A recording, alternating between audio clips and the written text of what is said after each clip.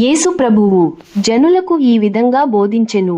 నన్ను విశ్వసించువారు ఎలాగ జీవించాలి, ఎలా ఆత్మలో ఫలించాలి, ఎలా అభివృద్ధి చెందాలి తదితర విషయాలను ఇలా బోధించాడు.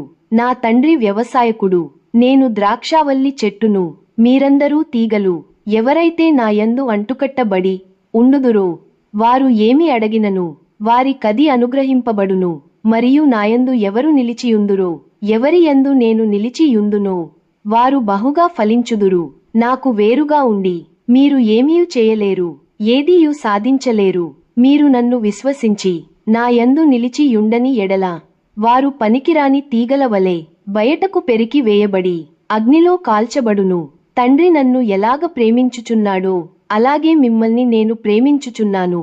నేను నా తండ్రి ఆజ్ఞలు గైకొని ఆయన ప్రేమ యందు నిలిచి ఉన్న ప్రకారం మీరును నా ఆజ్ఞలు గైకొని నా ప్రేమ యందు నిలిచి ఉండవలెను. నాయందు మీరు నిలిచియుండుడి, మీ యందు నా సంతోషము పరిపూర్ణంగా ఉండును. మిమ్మల్ని నేను ప్రేమించిన ప్రకారము మీరు ఒకరినినొకరును ప్రేమింపవలెను. మీరు నా నామము పేరట నా తండ్రిని ఏమి అడిగినను అవన్నీయు మీకు అనుగ్రహింపబడును. అందువలన మిమ్మల్ని నేను ఏర్పరచుకొంటిని. ఈ మాటలను చెవులు గలవాడు వినును గాక.